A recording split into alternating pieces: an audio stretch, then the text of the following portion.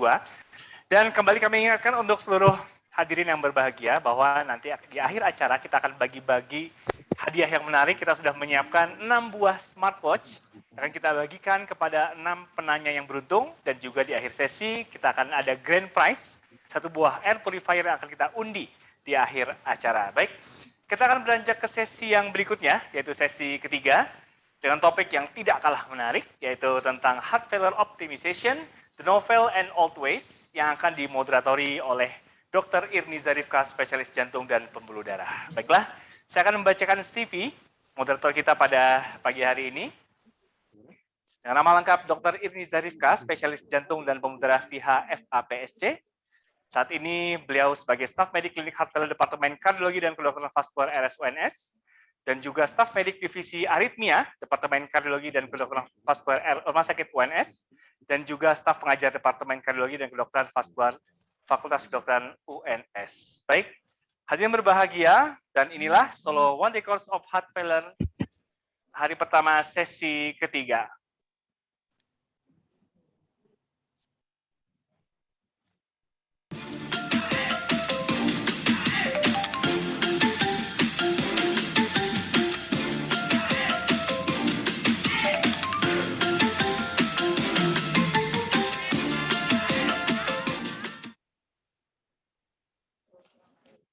Ya, Assalamualaikum warahmatullahi wabarakatuh.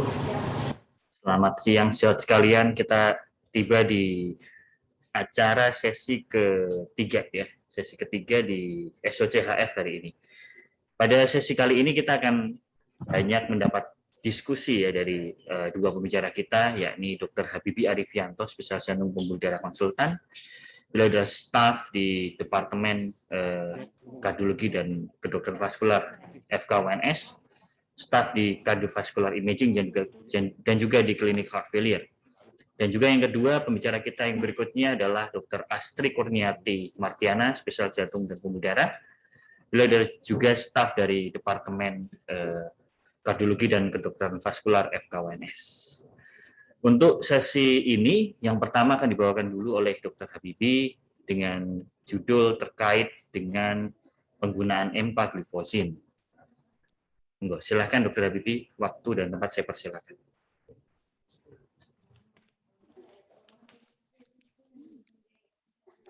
Baik. Assalamualaikum warahmatullahi wabarakatuh. Terima kasih kepada panitia SCF SOCHF 2021 yang telah mengundang saya untuk berbicara di forum yang sangat luar biasa ini, forum tahunan kita bersama ya. Pada siang hari ini kita akan membahas bersama mengenai SGLT2 inhibitor for patient with cardiovascular risk and type 2 diabetes mellitus from clinical trial to real practice. Ya, kita mulai dengan kasus ya. Ini kasus real case dari klinik gagal jantung 11 Maret di Rumah Sakit UNS. Ada seorang laki-laki 46 tahun dengan keluhan, datang dengan keluhan sesak nafas saat aktivitas, kemudian kakinya bengkak, kemudian ada riwayat hipertensi, alcohol abuse. Ya, pasien ini sebelumnya belum pernah periksa kemana-mana, tapi karena saudaranya juga mengalami hal yang serupa dan berhasil kita tangani di klinik gagal jantung 11 Maret, dia jadi terpanggil untuk kontrol ya. Di mana tekanan darah saat itu datang adalah 140/80, kemudian heart rate-nya 122 kali per menit. Dengan lab kita lihat ada mild hyponatremia, ya, hyponatremia dilusional dengan eGFR-nya 54, kemudian random blood glucose-nya sedikit agak naik 189 mg per desiliter. Di sini bisa kita lihat bahwa pasien ini mengalami severe heart failure, left heart failure, dengan IF kiri hanya 8,8%, dengan LVIDD sangat besar sekali ya, 7 cm, kemudian cardiac output-nya hanya 3,1, kemudian ada significant valve disease ya, ada tricuspid regurgitasi severe, kemudian moderate to severe mitral regurgitation. Jadi kalau kita lihat sinenya, kita lihat sangat lemah sekali untuk kontraktilitas ventrikel kirinya, yang menandakan pasien ini jatuh dalam kondisi gagal jantung sistolik. Nah, ini adalah outline yang akan kita bahas pada siang hari ini, di mana yang pertama adalah apa sih hubungan antara type 2 diabetes, cardiovascular disease, dan juga kidney disease. Ternyata selain COVID ya, kita tahu bahwa informasi akhir-akhir ini bahwa banyak sekali pasien-pasien diabetes mellitus, kemudian pasien-pasien dengan kardiovaskular komplikasi diabetes mellitus sering berseliweran di lini masa berita-berita kita, ya, di mana sebagian besar pasien-pasien diabetes dan komplikasinya itu cukup besar menyerap anggaran jaminan kesehatan dari nasional Jamkesmas, ya, BPJS Kesehatan, ya, di Republik Indonesia.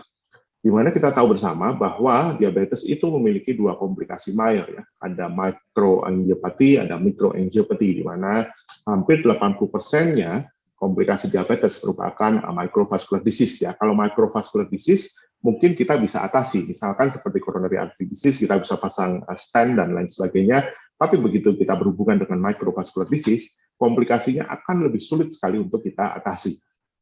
Dan seperti kita ketahui bersama bahwa sebagian besar kos yang dikeluarkan penjamin biaya kesehatan terhadap pasien-pasien diabetes, ternyata sebagian besar mengalir kepada komplikasinya, untuk penanganan komplikasi, mulai dari gagal ginjal, pasien harus dialisis rutin seminggu 2 kali, kemudian pasien coronary artery disease, pasien gagal jantung harus pasang stent dan lain sebagainya.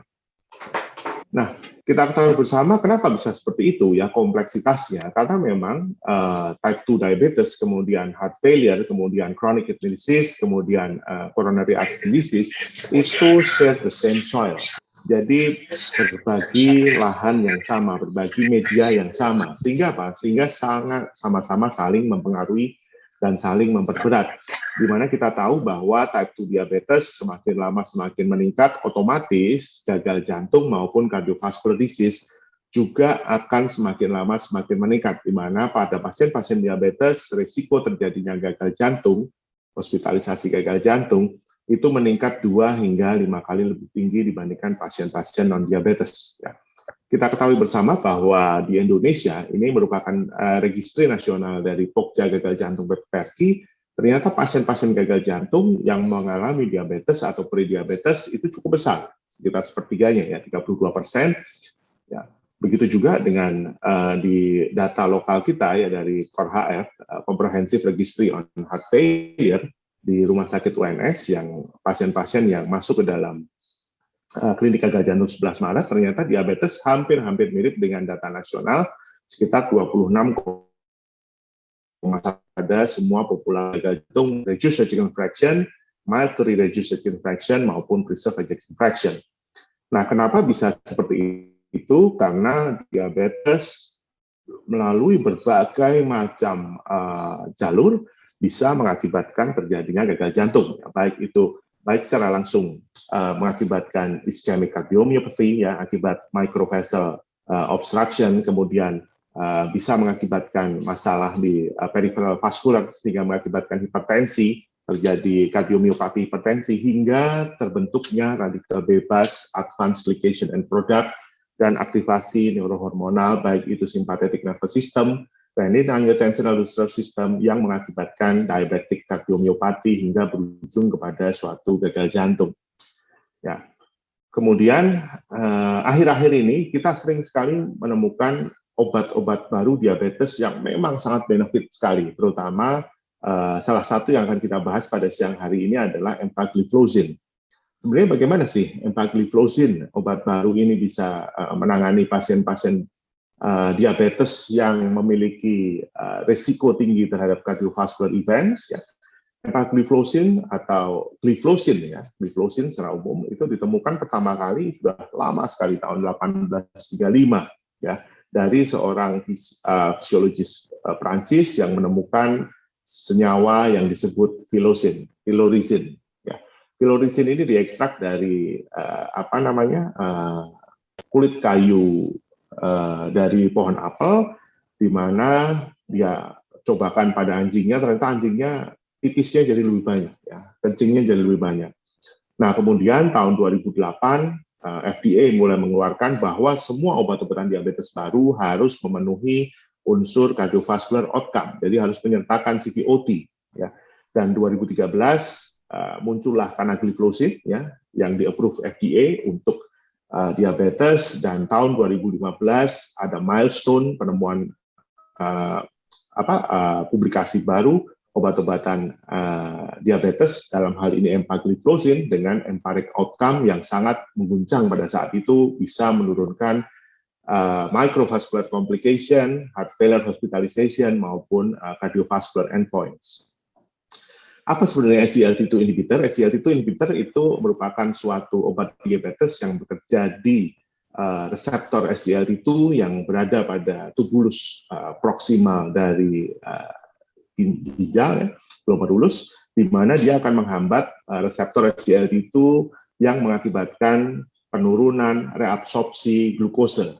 Selain itu, selain penurunan reabsorpsi glukosa, ternyata juga menurunkan reabsorpsi natrium dan juga air, sehingga akan terjadi glukosuresis, akan terjadi natriuresis yang cukup membantu buat pasien-pasien diabetes untuk mengurangi gula darah yang tersirkulasi. Nah, ini adalah empiric outcome trial ya, di tahun 2015, di mana merupakan suatu randomized clinical trial dengan jumlah yang lumayan besar, 7.020 pasien, di mana hampir 100% pasien yang masuk ke dalam empiric outcome trial merupakan established coronary cardiovascular disease, ya, established CVD. Ya, di mana pasien-pasien diabetes mellitus tipe 2 dengan HbA1c 7-10 dan memiliki established cardiovascular disease. Ternyata setelah kita lihat bahwa outcome dari empiric outcome trial, dia bisa menurunkan cardiovascular death hingga 62%, ya, dengan hazard ratio 0,62, kemudian 3-point MACE yang juga bisa diturunkan dengan hazard ratio 0,86, heart failure hospitalization bisa turun dengan hazard ratio 0,65, begitu juga dengan all-cause mortality dan juga renal endpoint. Sebenarnya hampir-hampir mirip dengan glyphosine lainnya, ya. Dalam hal ini bisa dengan dapagliflozin, kemudian klanagliflozin maupun ertugliflozin. Nah, apakah sepertinya ini adalah suatu class effect? Ya, nanti akan kita bahas kemudian. Ya. Nah, begitu juga dengan cardiovascular outcome trial untuk risk reduction terhadap terjadinya heart failure hospitalization. Hampir sama, ya, empagliflozin, kemudian declare dengan dapagliflozin maupun klanagliflozin sama-sama menurunkan risk of heart failure hospitalization, begitu juga terhadap perbaikan fungsi ginjal pada semua kasus gliflozin memiliki hal yang serupa, ya, dan sepertinya ini adalah suatu class effect, ya. Nah, khusus untuk all-cause mortality, empagliflozin lebih unggul dibandingkan gliflozin yang lain, ya, antara lain dapagliflozin maupun klanagliflozin, di mana bisa menurunkan all-cause mortality dengan hazard ratio sekitar 0,68. Begitu juga dengan cardiovascular death, ya, yang ditunjukkan di empiric trial ternyata lebih superior dibandingkan dapagliflozin maupun klanagliflozin. Nah, sebenarnya seberapa awal sih treatment initiation dari empagliflozin ini bisa bermanfaat untuk pasien-pasien dengan diabetes maupun established cardiovascular disease? Untuk kematian kardiovaskular bisa kita lihat di sini bahwa pasien-pasien yang mengkonsumsi empagliflozin di hari ke-59 sudah terlihat terproteksi kematian kardiovaskulernya dengan hazard ratio 0,28. Nah, bagaimana dengan heart failure hospitalization? Butuh berapa hari pasien untuk mendapatkan benefit? Ternyata 17 hari konsumsi empagliflozin bisa menurunkan heart failure hospitalization dengan hazard ratio 0,10. Bagaimana dengan heart failure hospitalization maupun cardiovascular death apabila kita kita gabung? Ternyata pada hari ke-27 pasien sudah bisa merasakan benefit terjadinya penurunan heart failure hospitalization maupun cardiovascular death pada penggunaan empagliflozin. Nah, bagaimana dengan efeknya terhadap ginjal? Apakah ginjal akan berpengaruh atau tidak? Ya, ternyata pada empiric outcome trials, ya, dilakukan post-hoc analysis terhadap progression kidney disease pada tipe type 2 diabetes, kita dapatkan bahwa kumulatif event terjadinya end-stage renal disease pada pasien-pasien yang diberikan empagliflozin jauh lebih bisa dikontrol perburukan fungsi ginjalnya dibandingkan kelompok placebo. Ya. Nah, begitu juga dengan eGFR, ya, preservasi eGFR pada pasien-pasien yang diberikan empagliflosin jauh lebih mengalami perbaikan dibandingkan pasien-pasien yang diberikan placebo. Ya. Nah, bagaimana kalau tadi kita lihat bahwa empagliflosin sangat baik sekali pada pasien-pasien established cardiovascular disease, bagaimana untuk real world evidence-nya? Real world evidence tadi kita tahu bahwa pasien-pasien diabetes dengan heart failure itu sangat populasinya hanya sekitar 25 sampai 33%. Nah, bagaimana dengan real world? Ya, ada suatu studi yang baru tahun 2019 ya, namanya EMPRISE trial ya, empagliflozin in real world effectiveness. Ini ingin memfoto empagliflozin pada real world evidence ya. Nah, EMPRISE trial ini agak sedikit berbeda dengan EMPAREX outcome trial, di mana EMPAREX itu 100% populasi pasiennya adalah established cardiovascular disease, namun EMPRISE trial hanya memasukkan 25% pasien dengan established cardiovascular disease dan 75%, sekitar 75% hanya pasien diabetes mellitus tipe 2 dengan multiple risk factor, tapi belum established cardiovascular disease. Dengan jumlah populasi sampelnya sangat luar biasa, 5 kali lipat dibandingkan EMPAREX outcome trial. Yang bisa kita foto dari atau bisa kita tangkap dari suatu EMPRISE trial ini, pasien-pasien dari EMPRISE trial dibagi menjadi 2 arm ya. Arm pertama menggunakan empagliflozin 10 mg dibandingkan dengan pasien kelompok kedua dengan menggunakan DPP-4 inhibitor, which is itu adalah suatu obat diabetes baru yang memang untuk pasien-pasien high risk cardiovascular disease dikatakan sangat benefit dengan mean follow up-nya 5,3 bulan. Dalam hal ini sitagliptin. Ya, bagaimana hasilnya terhadap heart failure hospitalization? Ternyata empagliflozin jauh lebih superior dibandingkan dengan pasien kelompok pasien yang diberikan DPP-4 inhibitor. Ya, bisa kita lihat di sini bisa menurunkan kumulatif insiden dengan hazard ratio 0,56. Sama dengan serupa dengan EMPAREX outcome, EMPRISE trial ternyata pada pasien-pasien yang belum memiliki established cardiovascular disease, hasilnya sama dengan EMPAREX, dia lebih bisa menurunkan heart failure hospitalization dibandingkan komparator ya, baik itu placebo maupun sitagliptin. Nah, hasilnya sangat konsisten sekali ya antara EMPAREX outcome dengan EMPRISE trial, artinya pasien-pasien established cardiovascular disease maupun pasien-pasien diabetes dengan multiple risk factor tanpa established cardiovascular disease hasilnya sama ya, tidak ada perbedaan yang signifikan.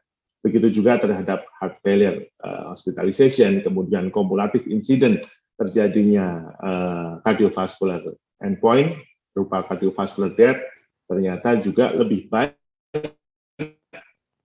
pada pasien-pasien dengan diberikan empagliflozin dibandingkan sitagliptin.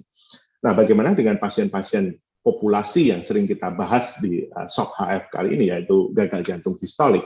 Nah, tahun 2020 sudah keluar ya suatu studi EMPEROR-REDUCE trial di mana pada pasien-pasien heart failure dengan reduced infection dengan fungsi ventrikel kiri kurang dari 40% yang diberi empagliflozin di follow up.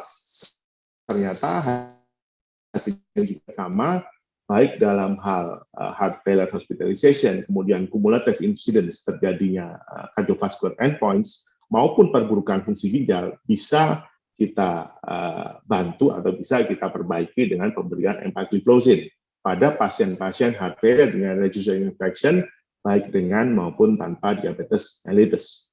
Nah, setelah kita belajar bersama mengenai real world evidence, bagaimana trial-trial mengenai empagliflozin terhadap pasien-pasien gagal jantung dan diabetes, sekarang bagaimana sih kardiologi guidelines mensiasati atau menghadapi fenomena gliflozin ini?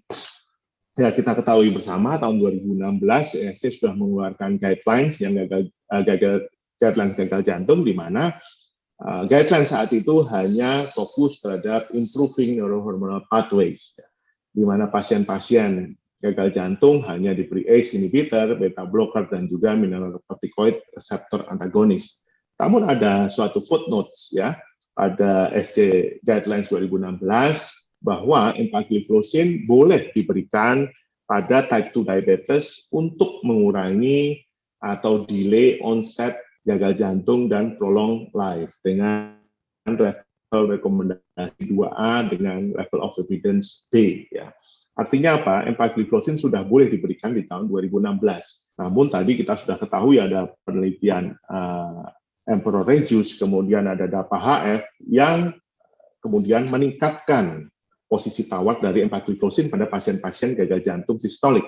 Ya, dari European Society of Cardiology maupun European Association of Diabetes, ternyata kita bisa lihat di sini bahwa tahun 2019 mengeluarkan guidelines EMPA, KANA, DAPA direkomendasikan pada semua pasien type 2 diabetes dan juga established cardiovascular disease atau very high risiko cardiovascular disease untuk mengurangi cardiovascular events ya dengan level rekomendasi 1A. Dan empagliflosin direkomendasikan pada pasien-pasien type 2 diabetes mellitus dan cardiovascular disease untuk menurunkan risiko kematian. Ya. Begitu juga tahun 2021 konsensus ACC AHA juga mengeluarkan decision pathway pasien-pasien gagal jantung. Bisa kita lihat di sini bahwa ARNI, ACE, ARB plus beta blocker plus spironolactone plus empagliflosin maupun dapagliflosin SGLT2 inhibitor dikatakan sebagai first line treatment pada pasien-pasien dengan gagal jantung sistolik ya dengan target dose 10 mg. Syaratnya apa? Syaratnya eGFR-nya harus lebih dari 30 ml per menit pada pasien-pasien yang diberikan dapagliflosin dan lebih dari 20 ml per menit untuk pasien-pasien yang diberikan empagliflosin. Ya. Nah, kemudian berkembang lagi di mana tahun 2020-2021 merupakan the year of SGLT2 inhibitor. Kita ketahui bersama bahwa gagal jantung berubah drastis di situ. Ya. Terapi gagal jantung berdasarkan 4 pilar utama. Yang pertama adalah RA system blocker ya dengan angiotensin receptor neprilysin inhibitor, kemudian dengan beta blocker, mineralocorticoid receptor antagonis plus SGLT2. Jadi 4 pilar ini merupakan pilar penanganan pasien gagal jantung sistolik. Ya. Kemudian 2021 3 bulan yang lalu atau 2 bulan yang lalu ada heart failure meeting ESC ya HFA kongres dan sudah merekomendasikan bahwa dapagliflosin atau empagliflosin direkomendasikan pada pasien-pasien gagal jantung untuk mengurangi heart failure hospitalization dan death. Dan baru 2 minggu kemarin ada SC guidelines baru 2021 untuk penanganan gagal jantung. Ternyata SC guidelines sudah mengadopsi pemberian ACE atau ARNI, beta blocker, MRA, dan SGLT2 inhibitor diberikan sebagai fundamental basics penanganan gagal jantung reduce ejection fraction untuk mengurangi mortalitas. Nah, jadi sudah sangat kuat sekali posisi SGLT2 inhibitor pada pasien-pasien dengan gagal jantung. Kembali lagi kasus tadi di klinik gagal jantung 11 Maret kita berikan sacubitril valsartan 50 mg 2 kali sehari, carvedilol 2 kali sehari 3,125, spironolactone, empagliflosin 10 mg, furosemide, dan atorvastatin. Loh, kenapa kok obatnya mahal-mahal ya? Untungnya tadi pasien umum ya, dan pasien bisa membayar ini semua ya, otomatis kita berikan terapi-terapi yang memang sesuai dengan standar guidelines ya. Pasien tadi dicek baru bulan 7 kemarin ya, tanggal 26 bulan 7, dan kita evaluasi lagi tanggal 2 bulan 9, jadi baru awal bulan ini. Ternyata sudah terjadi peningkatan IF secara signifikan. Ya. Di awal IF-nya 8,8, tanggal 2 bulan 9 kemarin kita dapat IF-nya sudah 19,1, sudah naik 10 poin. Bagaimana dengan remodelingnya? Ternyata terjadi remodeling perbaikan, ya, di mana di sini kita dapat LVIDD-nya 7,01, kita dapatkan bulan 9 kemarin, awal bulan, LVIDD-nya atau diameter internal pada saat diastolik sudah turun menjadi 6,74. Begitu juga dengan perbaikan cardiac output ya. Didapatkan cardiac output dari 3,1 bisa meningkat 5,1 hingga akhirnya pasien mengalami perbaikan. Bagaimana dengan motionnya? Kita lihat di sini ternyata motionnya jauh lebih aktif pada pasien-pasien ini yang sudah mendapatkan optimal medical terapi gagal jantung. Terjadi reverse remodeling, luar biasa sekali. Pasien sekarang sudah bisa aktivitas tanpa ada keluhan. Nah, kenapa bisa seperti itu? Karena memang pada kondisi patologis, pada kondisi gagal jantung, ternyata terjadi shifting metabolik dari yang harusnya fatty acid atau asam lemak menjadi glukos dan keton bodies. Di mana pada pasien-pasien gagal jantung tidak terjadi lagi fatty acid. Sebenarnya apa sih asam lemak itu? Asam lemak merupakan sumber energi utama jantung, di mana dia bisa mengeluarkan energi 134 mol ATP. Tapi kalau glukos 30 mol ATP, di mana sudah terjadi shifting energi, otomatis ATP yang dihasilkan oleh miokard tidak terlalu banyak pada yang dengan asam lemak sebagai sumber energinya. Ya, dan ternyata SGLT2 inhibitor kenapa bisa menyebabkan reverse remodeling dan peningkatan energi fraksi?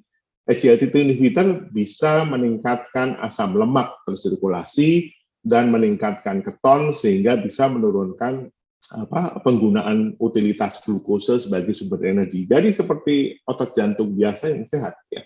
Sehingga bisa memaintain atau improve cardiac function pada pasien-pasien dengan gagal jantung sistolik. Nah, sebagai summary-nya, type 2 diabetes, cardiovascular disease, heart failure, dan CKD ya, merupakan sangat berhubungan sekali dengan perburukan dari masing-masing fungsi organ, ya, baik itu fungsi organ jantung maupun fungsi organ ginjal.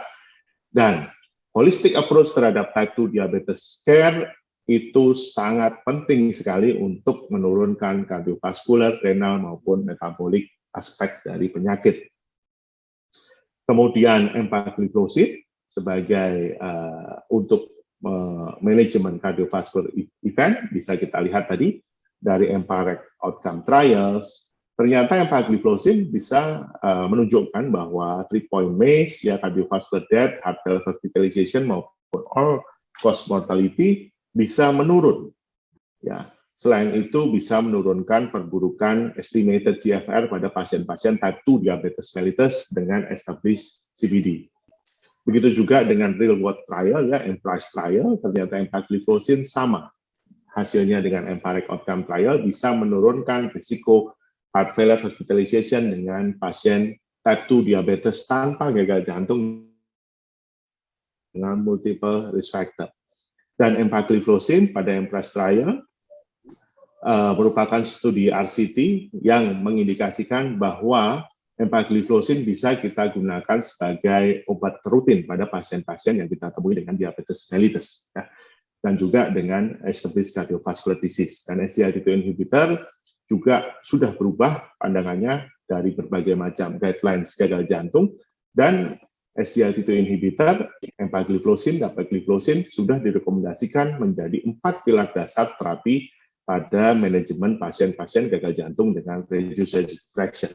Baik, terima kasih. Sekian dari saya. Semoga bermanfaat. Assalamualaikum warahmatullahi wabarakatuh. Jardiance was studied in a dedicated cardiovascular outcomes trial published in the New England Journal of Medicine in 2015.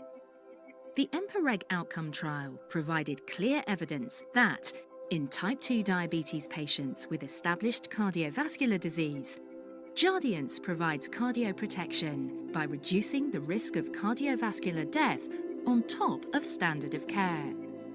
Jardiance reduced the relative risk of cardiovascular death by 38% in type 2 diabetes patients with established cardiovascular disease, including coronary artery disease, peripheral artery disease, or a history of myocardial infarction or stroke. Jardiance demonstrated early and sustained reduction in cardiovascular death. The 38% relative risk reduction in cardiovascular death is remarkable, given that all patients in the trial were on standard of care, including cardiovascular medications and glucose-lowering agents. This means that Jardiance risk reduction in cardiovascular death is on top of the effects of standard of care. Jardiance is also the only oral diabetes medication approved to reduce the relative risk of hospitalization for heart failure in patients with type 2 diabetes and established cardiovascular disease. Jardiance has a demonstrated benefit-risk profile for patients with type 2 diabetes. The safety and tolerability profile was demonstrated by the phase 1 to 3 trials and confirmed by the EMPA-REG outcome trial across 740,000 patient years. When you need to take action for your type 2 diabetes patients with established cardiovascular disease, including coronary artery disease, peripheral artery disease, or history of myocardial infarction or stroke, Jardiance provides additional cardioprotection by reducing the risk of cardiovascular death. Still, the #1 cause of death in type 2 diabetes. European Society of Cardiology guidelines recommend empagliflozin to reduce the risk of cardiovascular death.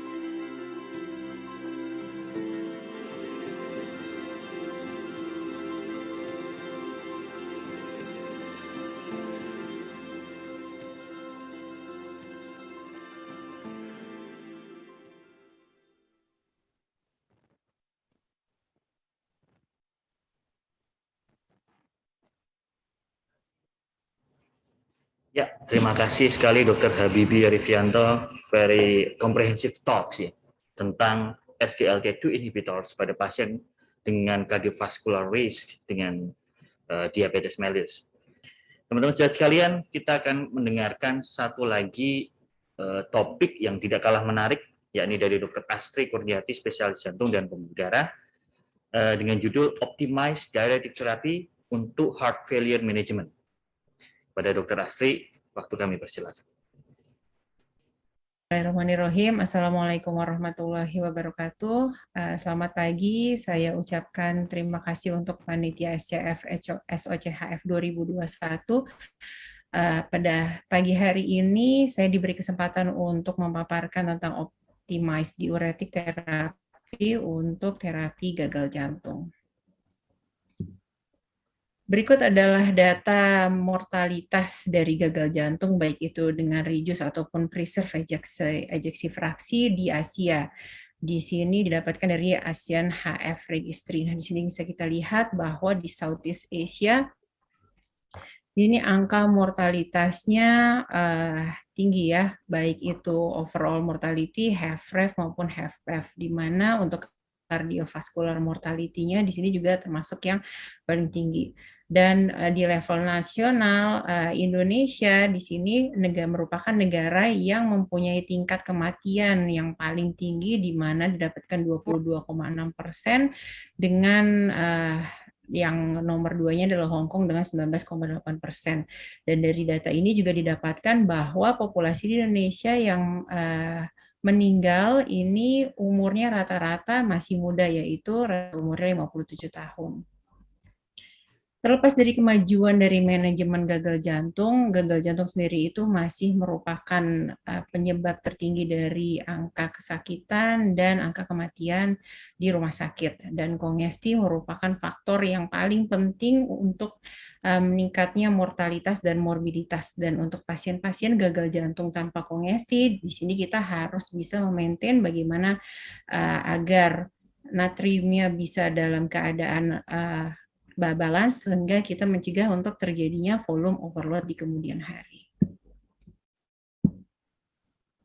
Berikut adalah patofisiologi dari gagal jantung. Di sini kita bisa lihat bahwa pada saat keadaan normal, tekanan hidrostatik dan tekanan onkotik pada kapiler dan interstisium di sini seimbang. Kemudian di fase B ini terjadi compensated heart failure, jadi gagal jantung yang masih bisa dikompensasi. Pada gagal jantung ini didapatkan tekanan hidrostatik di pembuluh darah kapiler meningkat, Sedangkan tekanan onkotiknya sudah mulai menurun, tapi masih bisa dikompensasi. Nah, kemudian di fase C-nya ini terjadi dekompensasi heart failure, di mana pada gagal jantung ini sudah tidak bisa mengkompensasi lagi. Jadi tekanan hidrostatik di dalam pembuluh darah kapiler maupun tekanan onkotik di interstisium di sini meningkat, dan terjadilah penumpukan cairan pada interstisium. Nah, di sini glikosaminoglikannya juga sebagai bariernya sudah tidak bisa menyatu dengan baik.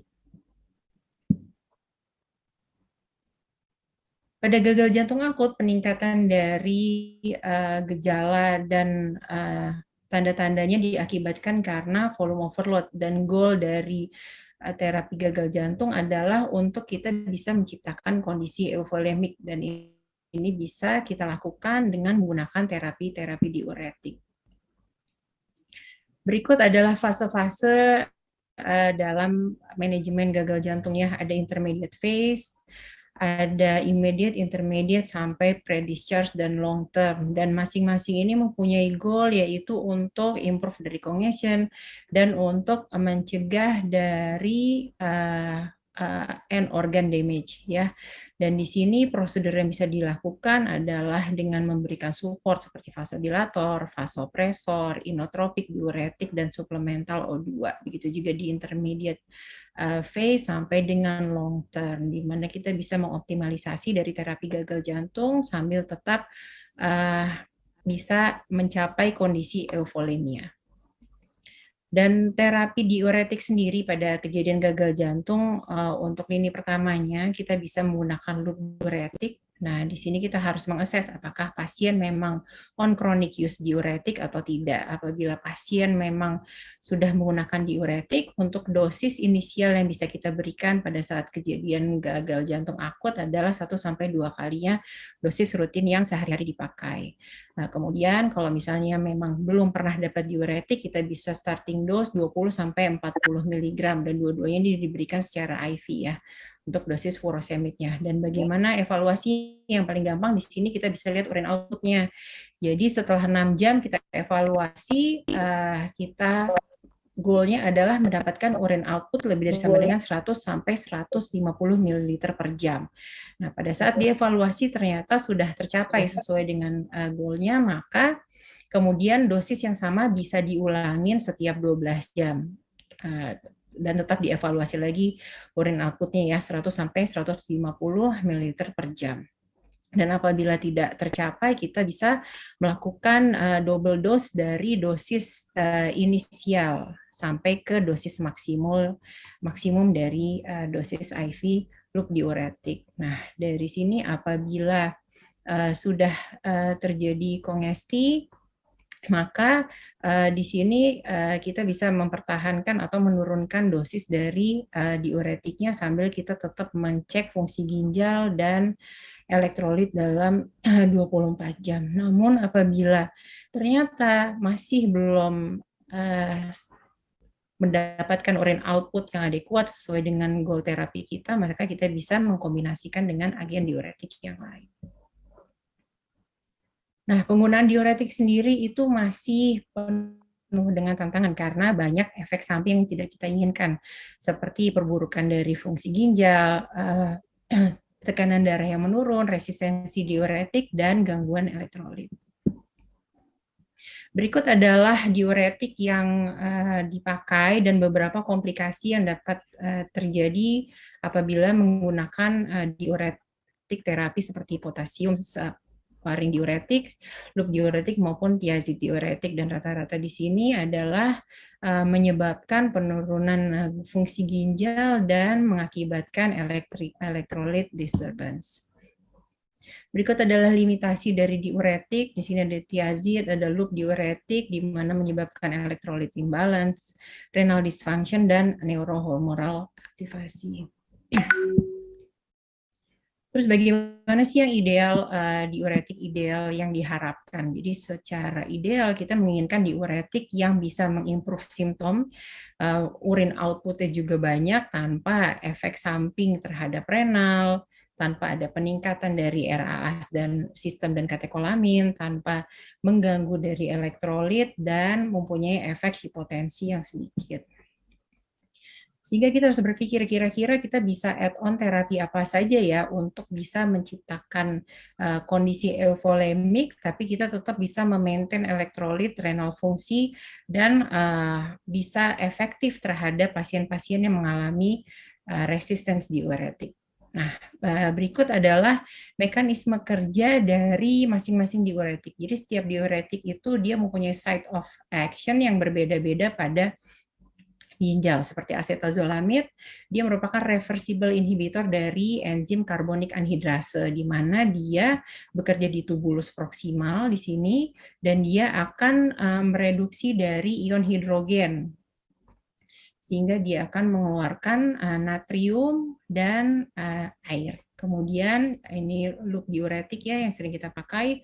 Furosemid di sini dia adalah inhibisi natrium, kalium, dan klorin, sehingga pada saat penggunaannya dia akan menurunkan reabsorpsi dari natrium, kalium, dan klorida.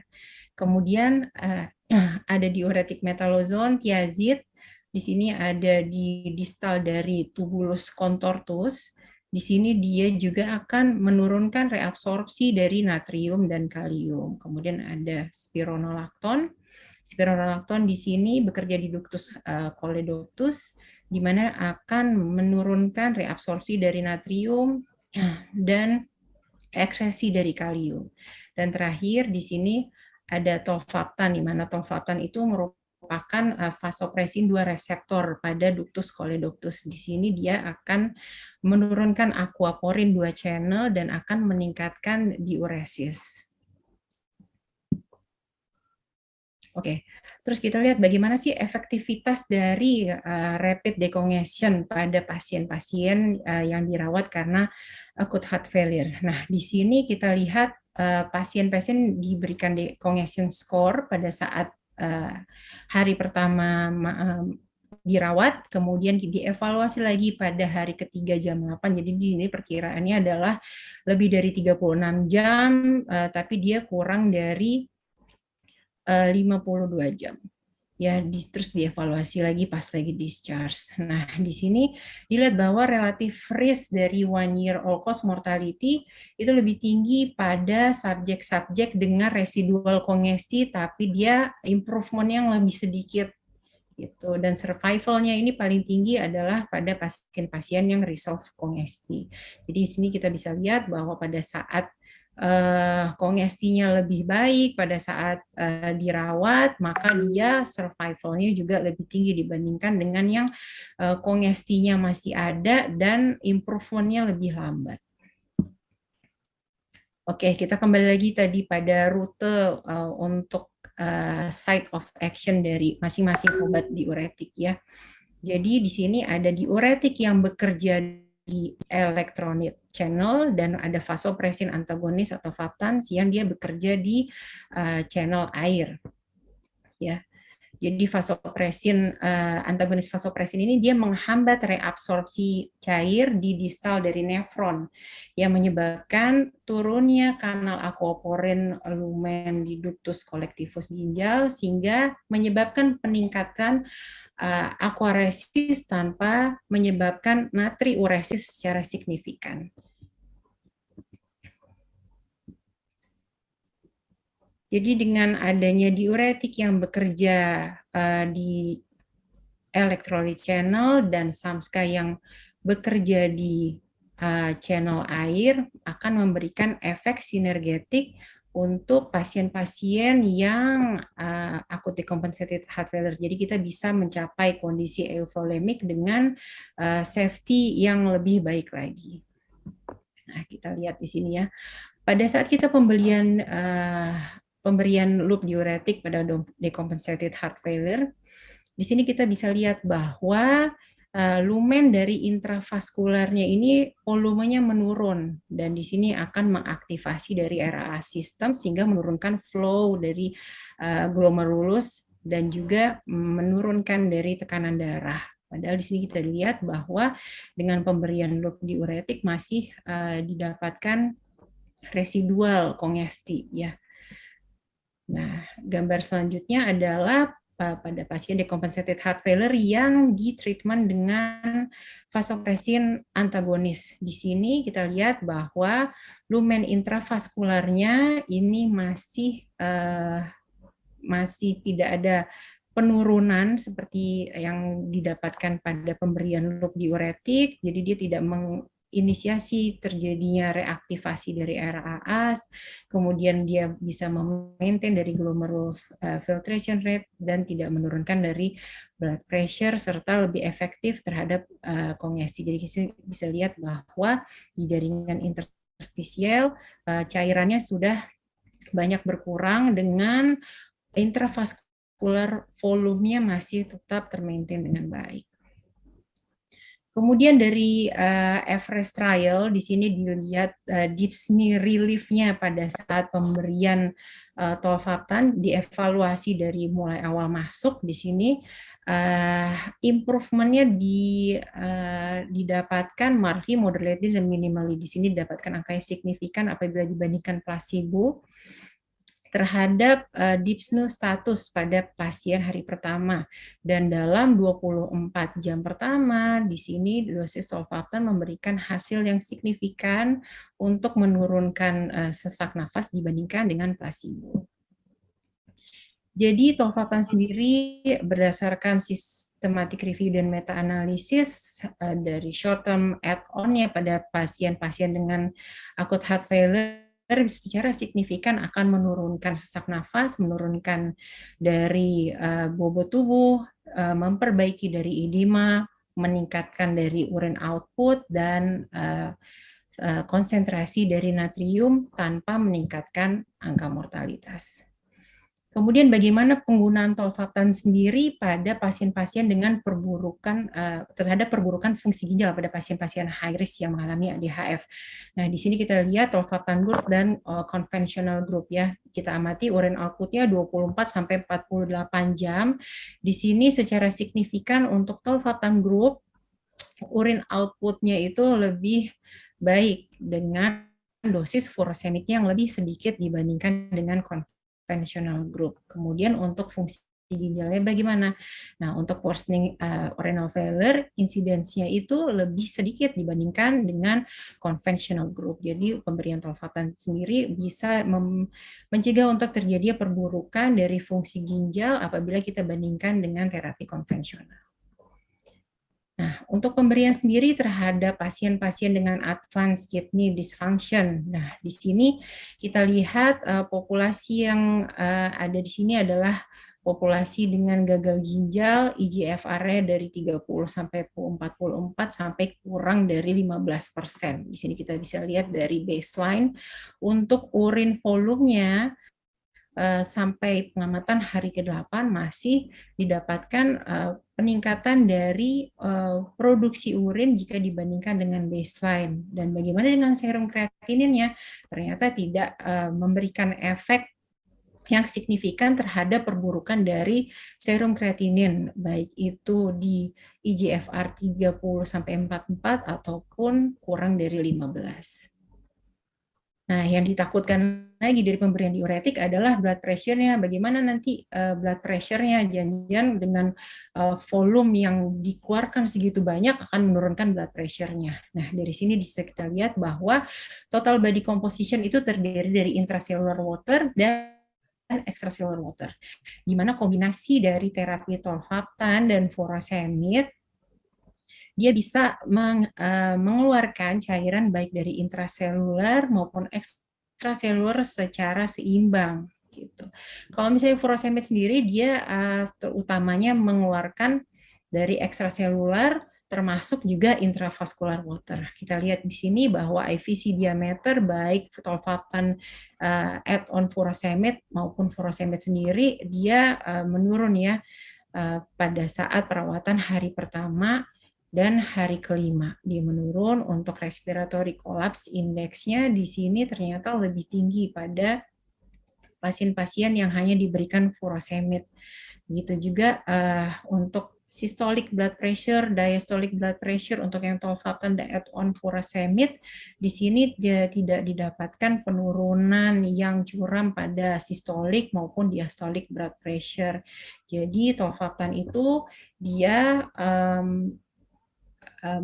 dia mengeluarkan cairan dari intracellular water, dari interstisial juga dan intravaskular, tapi secara seimbang, sehingga untuk memaintain volume intravaskularnya tetap baik. Jadinya di sini mencegah untuk terjadi hipotensi dan perburukan dari fungsi ginjal. Kemudian untuk masalah outpatient clinic, ternyata masih banyak ya di outpatient clinic ini apabila di-assess melalui diuretic optimization strategy evaluation, dinilai kongesinya hanya 15% saja pasien yang sudah dalam kondisi euvolemik. Dan saya ingatkan sekali lagi bahwa manajemen dari gagal jantung adalah untuk improve mortality, hospital rate, dan untuk meningkatkan quality of life. Jadi kita harus benar-benar bisa mencapai kondisi kongesti sebaik mungkin pada pasien. Dan untuk outpatient sendiri, bagaimana penggunaan tolvaptan pada pasien-pasien dengan acute decompensated heart failure. Nah, di sini bisa kita lihat bahwa angka rehospitalisasi pada gagal jantung dalam 1 tahun post discharge, pasien-pasien yang tetap menggunakan tolvaptan mempunyai angka rehospitalisasinya dalam 1 tahun itu lebih sedikit ya angka hospitalisasinya dibandingkan pasien-pasien yang tidak mendapatkan tolvaptan setelah discharge dan continue atau tidak dari tolvaptan setelah discharge itu bisa kita assess dengan menggunakan on-off test. Nah, dari on-off test ini kita bisa lihat, jadi setelah 2 hari di off tolvaptan kita evaluasi bagaimana urin outputnya, bagaimana chest x-ray-nya, terus ada simptom atau tidak, untuk kemudian menilai apakah pasien tersebut masih membutuhkan tolvaptan atau tidak. Kemudian masalah lagi adalah pada saat outpatient adalah pasien-pasien dengan diuretic resistance. Untuk definisinya sendiri itu tidak ada yang baku karena setiap penelitian atau studi itu mempunyai definisi yang berbeda-beda. Tapi ini ada beberapa studi yang mengatakan bahwa diuretic resistance itu adalah kongesti yang masih persisten walaupun sudah diberikan dosis diuretik yang adekuat dan sudah dilakukan peningkatan dari dosis diuretik setara dengan furosemid lebih dari 80 mg per hari, namun masih didapatkan kongesti. Atau dari pemeriksaan ekskresi natrium urin di sini didapatkan kurang dari 90 milimol natrium dalam 72 jam pada saat pemberian furosemid 2 kali 160 mg. Untuk mekanismenya sendiri banyak, terutama di sini adalah karena penurunan dari perfungsi ginjal, karena low cardiac output, ada venous kongesti juga. Kemudian kita bisa tahu yang namanya breaking phenomenon. Breaking phenomenon ini terjadi karena diuretik yang ada di tubulus itu tidak didapatkan sehingga terjadi rebound. Nah, natrium yang ada di situ yang terakumulasi di situ nanti akan direabsorpsi lagi ke dalam tubuh. Jadi pasien akan jatuh dalam kondisi hipernatremia, natrium eksesnya akan menurun. Kemudian ada renal adaptasi juga. Jadi dengan penggunaan chronic use dari diuretik bisa menyebabkan peningkatan jumlah sodium pada tubulus distal. Nah, di sini akan terjadi hipertrofi dari tubulus distal yang menyebabkan dari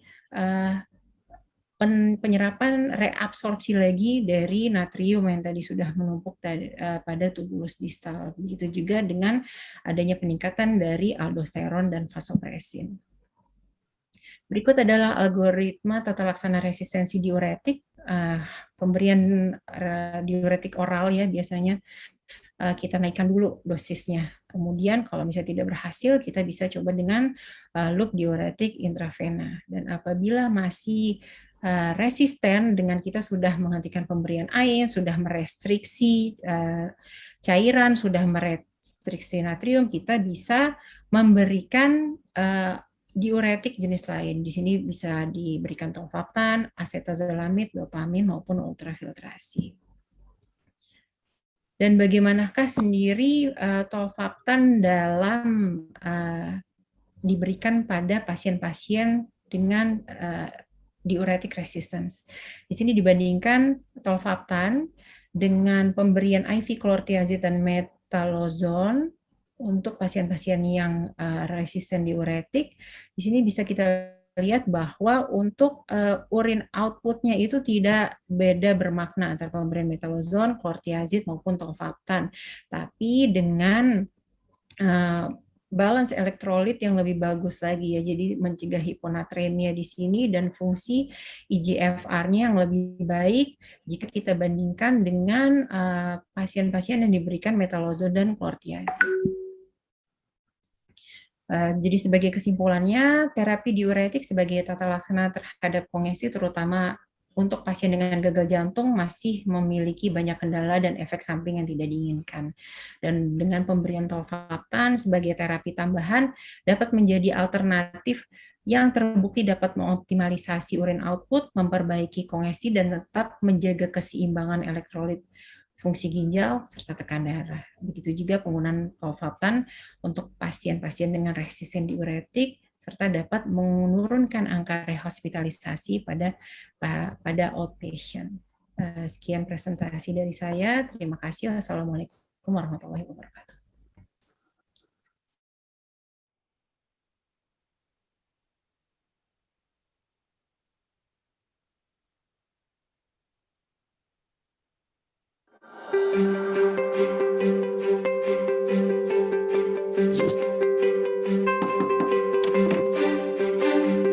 Ada yang bisa dibantu? Halo dokter, saya medical representatif dari PT Otsuka Indonesia. Ingin memperkenalkan produk Samska yang memiliki benefit untuk mengatasi gejala kongesti pada pasien heart failure dengan hypervolemic hyponatremia. Hypervolemic hyponatremia pada heart failure, goal terapinya adalah memperbaiki gejala kongesti, memperbaiki gejala hyponatremia. Pada studi Aquamarine, adjunktif terapi menggunakan Samska selama 48 jam menunjukkan pengeluaran urin yang lebih banyak secara signifikan. Pada penelitian Quest, Samska terbukti lebih mengurangi berat badan secara signifikan. Pada penelitian Quest juga, Samska terbukti secara signifikan untuk memperbaiki edema.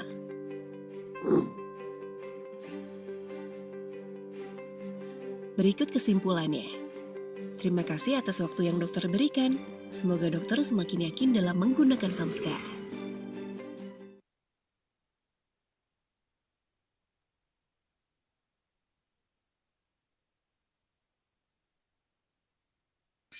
Kita bicara tentang SGLT2 inhibitors dan juga kita bicara tentang aquaretic ya. Ada beberapa pertanyaan dari sejawat sekalian yang akan dijawab oleh dua pakar kita, Dr. Habibie dan juga Dr. Astrid. Yang pertama mungkin pada Dr. Habibie juga, Dok. Dok, ini kita tahu SGLT2 inhibitors ini memang beberapa trials atau beberapa literatur menyatakan ada risiko terhadap terjadinya diabetic ketoacidosis nih. Ya. Nah, walaupun itu kecil sih, Dok. Tapi bagaimana nih penggunaannya, Dr. Habibie, pada pasien-pasien yang punya riwayat diabetic ketoacidosis? Ya, terima kasih Dr. Nizar. Tadi sudah dibicarakan Dr. Nizar ya bahwa beberapa trial memang ada adverse event ya terjadinya ketoacidosis ya. Bahkan trial-trial besar ya, trial-trial utama SGLT2 inhibitor, misalkan di declare TIMI ya, itu ada less than 0.1%. Kecil sekali memang. Begitu juga EMPAREC trial, EMPAREC outcome itu juga ada kurang dari 0,1% juga kecil, dan yang agak sedikit besar itu hanya canagliflozin Canvas. Canvas itu sekitar 0,5 sampai 0,8 per 1000 populasi sampel. Jadi memang pada pasien-pasien yang diberikan SGLT2 inhibitor itu memiliki resiko apa yang disebut euglycemic diabetic ketoasidosis ya. Nah, itu kita harus waspada terutama pada pasien-pasien yang memang sudah memiliki riwayat itu ya, tapi jangan terlalu takut. Ya, jangan terlalu takut asal pasien masih bisa mengakses cairan ya, minum ya. Karena kan itu kan diuresisnya juga otomatis tambah banyak gitu ya. Pasien bisa mengakses cairan pada saat penggunaan SGLT2 inhibitor. Saya pikir kita bisa sedikit menurunkan ketakutan kita akan terjadinya suatu diabetes ketoasidosis. Dan itu, Dok. Ya, terima kasih, Dok. Jadi prinsipnya kita cukup aman, Dok, ya, untuk menggunakan SGLT2 inhibitors. Oke, Dok, kembali kepada Dr. Habibie ini, Dok. Ini baru muncul di guidelines terkait dengan HFrEF yang terbaru pun dengan Emperor Preserve dia menghasilkan hasil yang signifikan. Jadi gimana, Dok, SGLT2 inhibitors di Indonesia, Dok? Ya, ini kan sebagai, maaf Dokter, ini kan sebagai obat diabetes. Ya, betul. Di Indonesia gimana, Dok, penggunaannya? Ya, di Indonesia sendiri ada disclaimer ya untuk penggunaan SGLT2 inhibitor ya. Saat ini SGLT2 inhibitor masih belum direkomendasikan atau belum di-ACC oleh Badan POM sebagai obat dengan indikasi gagal jantung ya. Masuknya masih obat diabetes dengan fungsi menurunkan cardiovascular outcome ya. Baru itu indikasinya dari BPOM. Jadi memang untuk gagal jantung secara langsung BPOM belum memberikan rekomendasi. Tapi memang pada pasien-pasien yang gagal jantung dengan fraksi ejeksi yang rendah, dan itu memang benefit ya dari berbagai banyak sekali penelitian ya, dari Emperor Regius, kemudian dari guidelines pun juga EAC 2021 juga sudah mengeluarkan statement bahwa 4 pillars untuk pengobatan gagal jantung itu salah satunya adalah dapagliflozin. Ya mau nggak mau kita bisa memberikan pada pasien-pasien dengan HFrEF ya. Seperti contohnya di rumah sakit kita ya, di klinik gagal jantung 11 Maret, itu walaupun memang secara BPJS juga belum memasukkan SGLT2 inhibitor dalam dalam e-katalog ya, dalam Fornas ya, tapi rumah sakit kita persu untuk menyediakan SGLT2 inhibitor untuk bisa diberikan pada pasien-pasien yang memang memerlukan dan pasien mau untuk add-on. Seperti itu, Dok. Jadi kalau misalkan ada pasien yang secara ekonomi mampu, why not? Ya, why not? Tapi ini disclaimer ya, karena dari Badan POM belum mengeluarkan indikasi untuk primary gagal jantung. Ya. Baik. Menarik sekali, Dr. Habibie. Singkat saja, Dr. Habibie. Ini from diabetes to heart failure. Ya. SGLT2 inhibitors ini gimana sih mekanismenya untuk heart failure? Ya, mekanisme yang utama adalah dia menyebabkan glukosuria. Ya. Glukosuria otomatis karena glukosuria dia menghambat penyerapan glukose di tubulus proksimal. Tentu saja yang dihambat juga penyerapan natrium dan air. Ya.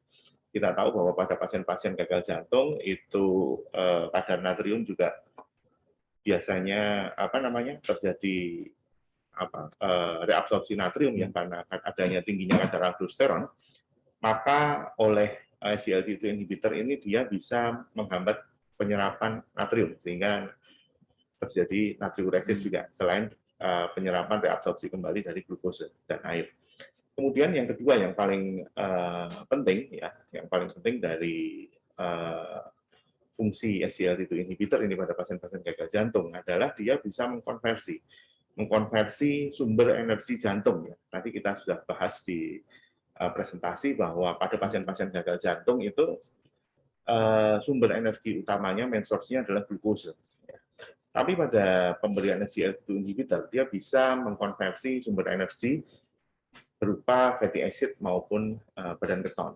Ya, di mana fatty acid badan keton itu dia bisa memberikan ATP yang lebih tinggi dibandingkan apabila kita menggunakan glukose. Itulah efek yang sering kita sebut sebagai efek kardiak energetik ya pada pasien-pasien, pada penggunaan substrat energi pada pasien-pasien gagal jantung dengan fraksi ejeksi rendah.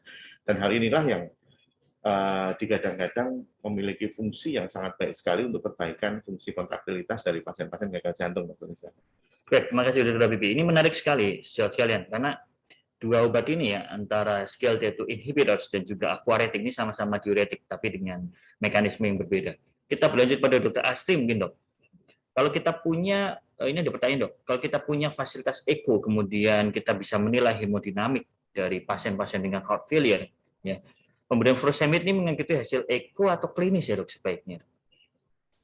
Oke, baik. Terima kasih Dr. Nizar. Jadi kalau misalnya kita kayak di center pendidikan, dikit-dikit kan kadang-kadang kita, oh hasil echo-nya begini gitu ya. Padahal kondisi klinis pasiennya kadang-kadang nggak cocok sama hasil echo-nya. Kita balik lagi. Kalau misalnya dari penilaian untuk kongesti, itu nggak cuma dari parameter echo aja. Jadi dari parameter klinisnya juga kita harus nilai. Karena hasil hemodinamik dari echo itu sendiri pun depend ya, jadi dia banyak variabel yang bisa mempengaruhi apakah dulunya underlying disease yang mungkin dia ada hipertensi paru, umur pun dia akan berpengaruh juga nanti sama kisaran nilai normalnya, walaupun itu bisa jadi add-on untuk scoring kongesti dari pasien gitu. Jadi sebagai data tambahan, kira-kira resikonya bagaimana sih gitu untuk pasien yang sedang mengalami gagal jantung itu. Cuman tidak melulu dari hasil echo ya, karena di sini ditanyakan juga pasien dalam kondisi stabil gitu ya, Dok ya. VLC minimal, tidur flat, tapi didapatkan PCWP-nya masih lebih dari 20 gitu. Tapi kita sebenarnya kalau untuk menilai, kita kembali lagi pada klinisnya. Kalau misalnya memang klinisnya baik dan tidak memerlukan diuretik, sebaiknya memang tidak bisa diberikan. Nah, tapi caranya adalah kita nilai dulu nih.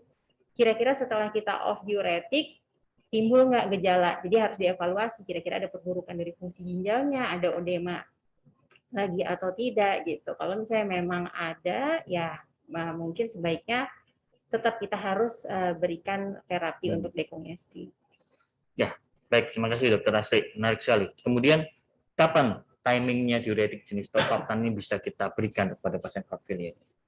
Baik, jadi kalau misalnya untuk gagal jantung akut atau kronis, cornerstone dari terapi tetap furosemid loop diuretik ya yang diberikan. Nah, terus dievaluasi, kalau misalnya dari guidelines itu 6 jam, apakah hasil urinnya itu cukup atau tidak cukup memuaskan, yang dikatakan 100 sampai 150 mili per jam. Nah, kalau misalnya tidak cukup memuaskan, ada trial yang mengatakan 48 jam pertama dari mulai dia admisi itu bisa diberikan tolvaptan untuk kita capai tujuannya agar efektivitas dekongestinya itu lebih cepat. Karena tadi kan sudah sempat saya bahas bahwa dengan dekongesti yang lebih baik pada saat outpatient ya sebelum discharge, itu hasilnya nanti dia survival-nya lebih baik gitu dibandingkan dia sudah masih dekongesti, improvementnya juga lebih sedikit. Jadi dengan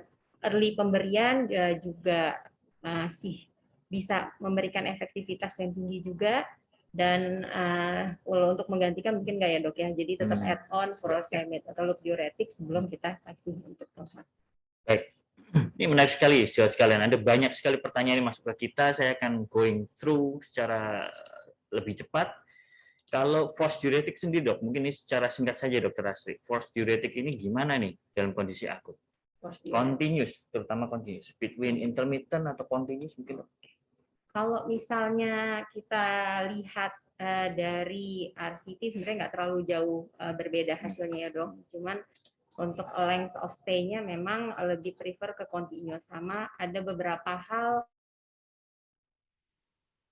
seperti pada saat pemberian bolus yang pertama kali itu efektivitasnya masih 100% lah bisa diterima gitu. Tapi begitu bolus yang kedua mungkin dia akan turun sekitar 25% dibandingkan yang pertama. Dan untuk bolus cepat itu juga yang tidak diharapkan adalah efek dari ototoxicity. Jadi kita lebih prefer untuk continuous ya karena memang lebih safe, dan untuk resiko terjadi ototoxicity-nya dan efektivitasnya lebih baik, walaupun memang untuk keluarannya sih tidak jauh beda antara bolus dan continuous. Oke, Dr. Astri. Ini kita bicara tentang acute heart failure. Saya kembali pada Dr. Habibie ya. Ini ada beberapa pertanyaan juga tentang acute heart failure. penggunaannya SGLT2 inhibitor di situ, Dok. Jadi pada saat terjadi acute heart failure, sometimes kita dapat pasien disertai dengan acute kidney injury ya, atau bahkan dengan pasien-pasien diabetes juga gitu. Gimana nih posisi SGLT itu? Ya, pada dasarnya kita harus sesuai dengan evidence base ya Dr. Nizar untuk memberikan terapi. Saat ini trial-trial yang memang dikhususkan untuk pasien subjek pasien acute heart failure ya pada pemberian SGLT2 inhibitor yang sudah publish baru EMPA-RESPONSE ya. EMPA-RESPONSE populasinya juga nggak terlalu banyak, tapi memang dengan pemberian SGLT2 inhibitor dalam hal ini empagliflozin pada pasien-pasien acute heart failure itu memang terbukti aman ya, safe, dan akan meningkatkan urinary output, tapi memang tidak ada respon terhadap perbaikan dyspnea maupun perbaikan dari diuresisnya. Lalu kemudian ada juga trial-trial dapagliflozin ya, dictate acute heart failure, tapi itu sedang ongoing dan belum keluar hasilnya ya.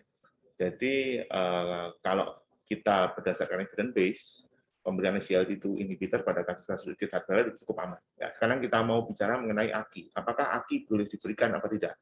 Ya, karena memang belum ada panduan khusus apakah pada pasien-pasien dengan asyutemia atau impaired renal function bisa diberikan atau tidak. Kalau kita merujuk pada studi desain ya dari studi SGLT2 inhibitor pada pasien-pasien CKD ya, dapat CKD itu memberikan cut off paling rendah eGFR yang bisa diberikan adalah 25 ya, sedangkan EMPA-KIDNEY itu 20 ya. Asal dia masih di atas 20 atau 20 untuk empagliflozin dan 25 untuk dapagliflozin, saya pikir sesuai dengan studi design trial itu masih diperkenankan untuk diberikan ya. Begitu juga di guidelines ESC 2021 juga mensyaratkan hal yang sama mengenai eGFR ini. Dr. Nizar. Oke, terima kasih Dr. Habibie. Jadi itu sudah menjawab ya, sejawat sekalian tentang pertanyaan bagaimana pada kasus pasien-pasien dengan CKD ya, karena beberapa trials justru masih mengeksklud ya, Dok, ya. GFR di bawah 20, 25 seperti itu. Baik, ya, tapi saya mau menambahkan sedikit Dr. Nizar mengenai CKD ya. Karena apa? Fungsi dari SGLT2 inhibitor ini dia titik tangkapnya atau responsnya reseptornya itu kan ada di tubulus proksimal ya. Jadi untuk pasien-pasien yang memang sudah anuria, pasien-pasien yang sudah on dialysis, ya itu tentu saja dia tidak akan memiliki respon yang bagus ya, karena memang glomerululusnya sudah tidak functioning kan gitu Dr. Nizar ya. Baik, karena dia harus dikeluarkan dulu ya. Ya betul. Ya baik. Terima kasih Dok. Ini ada pertanyaan yang cukup menarik nih dari rekan kita Dok di INAHF Dok ya. Wah, Dr. DJ ya, Dr. Dian Yaniarti. Iya. Jadi kita mengetahui tentang Fantastic Four. Sepertinya kita di Solo nggak mengenal Fantastic Four ya. Kita tahunya Punokawan ya. Punokawan. Iya, kita tahu Punokawan ya. Jadi kalau Dr. Dian Yaniarti kami tahunya di sini Punokawan terapi yang baru dari Heflex ya. Kalau kita harus milih Dok di praktek klinis, kita berikan ARNI dulu atau SGLT. Ini pertanyaan yang banyak sekali ditanyakan oleh beberapa rekan sejawat Dok. Satu, kita pilih yang mana dulu untuk kita masukkan. Dua, kita mau uptitrasi dulu salah satunya sampai dosis yang kita harapkan dulu, atau lebih baik kita masukkan terapi jenis yang lainnya dulu dari Punokawan tadi. Ya, oke. Terima kasih Dr. JY ya. Ini Dr. JY ini kan kita di Pokja gagal jantung PPPRG ya. Jadi apakah kita berikan ARNI dulu atau SGLT2 inhibitor dulu? Ya, yang jelas dua obat ini adalah obat yang tidak ditanggung oleh BPJS ya, Dr. DY ya, tapi di rumah sakit UNS di klinik kita ARNI masih bisa diberikan untuk pasien BPJS tapi dalam kerangka rawat inap ya. Nah, apakah kita berikan SGLT2 inhibitor dulu atau ARNI dulu ya? Yang jelas sudah evidence base-nya adalah kita bisa memberikan dua-duanya pada waktu yang bersamaan ya. Tapi kalau misalkan pasien harus memilih nih, karena dua-duanya obat mahal yang mana dulu ya, saya lebih memilih memberikan angiotensin receptor inhibitor dan neprilysin inhibitor ARNI dulu dibandingkan SGLT2 inhibitor dulu ya. Di satu sisi untuk titrasinya bagaimana? Apakah menunggu titrasinya maksimum dulu atau obat lain dulu bisa masuk? Dari beberapa studi dan beberapa editorial, kita bisa memberikan secara simultan four pillars obat-obatan gagal jantung. Kecuali memang beta blocker ya, beta blocker kita harus memastikan pasien betul-betul kering dulu, ya betul-betul sedikit kering atau kering untuk bisa kita berikan pada kondisi acute heart failure, Dr. Nizar. Seperti itu ya. Baik. Terima kasih Dr. Bibi. Banyak sekali pertanyaan saudara sekalian. Satu mungkin ini terakhir Dr. Astri, ini di PPK 1 Dok ya, FKTP ya. Apakah penggunaan diuretik per oral seperti furosemide tablet ya 40 mg ini bisa memberikan benefit ya Dok ya? Karena sebelum dilanjut ke rumah sakit yang di atasnya Dr. Asik. Karena di beberapa puskesmas ini hanya diuretik dasar ya seperti furosemide, HCT ini yang ada di situ. Gimana? Oke, baik. Jadi kalau misalnya untuk di vaskes yang memang limit ya untuk persediaan obatnya tetap diberikan lini utamanya loop diuretik. Jadi furosemide tetap diberikan walaupun memang efektivitasnya kalau misalnya kita bandingkan dengan IP dia agak lebih turun dan onset mulai kerjanya juga lebih turun. Apalagi kita punya pasien-pasien dengan odema ya di mana furosemide ini juga sangat berpengaruh absorpsinya di gastrointestinal. Jadi kalau edema di gastrointestinal pun nanti juga akan menurunkan efektivitas dan mulai onset kerjanya juga mulai lambat. Tapi tetap memberikan efek nanti terhadap pasien. Jadi tetap bisa diberikan. Baik, tetap tidak lupa memberikan ACE inhibitors, ya, ARB dan juga beta blocker juga tapi. Baik, saudara sekalian, sepertinya waktu juga yang harus memisahkan kita ya, karena masih banyak pertanyaan nanti akan dijawab oleh panelis secara langsung melalui kolom chat. Bila boleh saya simpulkan sedikit bahwa Dr. Habib telah menyampaikan dua trial besar, yakni MPRISE dan juga MPAREC ya. MPRISE ini pada pasien-pasien bukan pasien ya, tetapi pada real world, ya, real world evidence terhadap diabetes ternyata menurunkan risiko rehospitalisasi, terhadap heart failure, dan juga MPAREC ya, ini heart failure dengan diabetes menurunkan 3-point MACE. Dan di sisi lain tolvaptan sebagai salah satu obat yang berjenis diuretik juga ini juga baik ya Dr. Asri pada pasien-pasien dengan heart failure acute dan juga pada pasien-pasien dengan heart failure dengan resistensi diuretik. Ya. Demikian dari sesi kita yang kali ini, semoga semuanya bisa menangkap jelas poin-poin penting dari kedua pembicara kita. Bila ada kekurangan kami mohon maaf. Wassalamualaikum warahmatullahi wabarakatuh.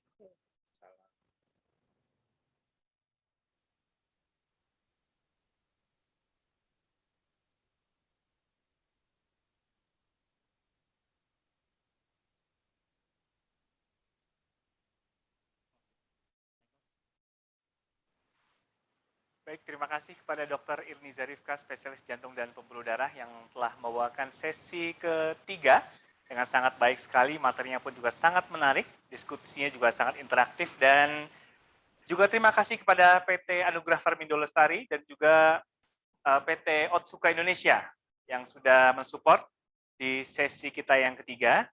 Dan kita akan masuk ke sesi yang keempat, namun kita akan break sejenak, jadi jangan kemana-mana. Dan juga saya ingatkan untuk rekan-rekan semua hadir yang sudah hadir di sini, bahwa kita memiliki hadiah yang sangat menarik, yaitu 6 buah smartwatch yang akan kita bagikan ke 6 penanya yang beruntung. Dan juga di akhir sesi, di akhir acara nanti akan ada 1 buah grand prize, yaitu 1 unit air purifier yang akan kita undi di akhir acara. Baik, dan juga diumumkan kepada seluruh para partisipan bahwa presensi nanti akan kita buka pada saat awal sesi keempat. Baik, kita akan masuk sesi break sejenak dan kita akan kembali tepat pukul 12:10. Terima kasih banyak. Assalamualaikum warahmatullahi wabarakatuh dan selamat siang.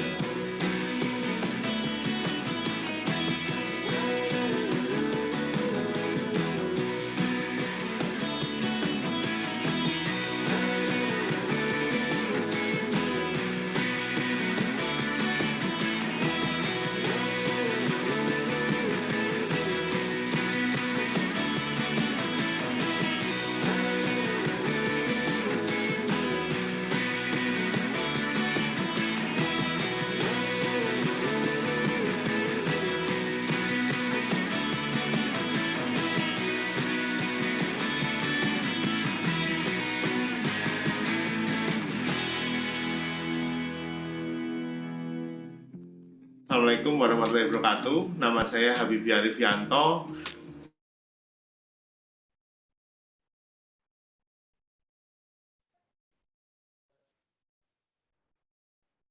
UNS ini berdiri sejak tahun 2018 yang merupakan salah satu dari sedikit klinik gagal jantung yang berdiri di Indonesia di bawah naungan Perhimpunan Dokter Kardiovaskuler Indonesia, Kelompok Kerja Gagal Jantung. Dan perlu saudara-saudara ketahui, di klinik gagal jantung ini akan merawat pasien-pasien dengan fungsi jantung dengan fungsi pompa yang sangat rendah, yang membutuhkan rehospitalisasi atau keluar masuk rumah sakit berulang, dan kita bisa membalikkan keadaan dengan adanya klinik gagal jantung ini. Pelayanan dari klinik gagal jantung ini bervariasi sekali, mulai dari penegakan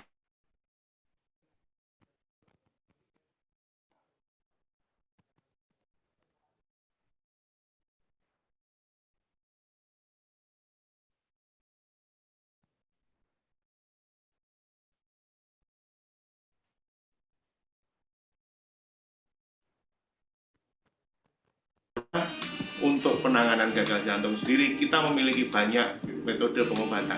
Beberapa diantaranya adalah optimalisasi dari obat-obatan gagal jantung yang mungkin tidak bisa dilakukan di rumah sakit yang tidak memiliki klinik gagal jantung.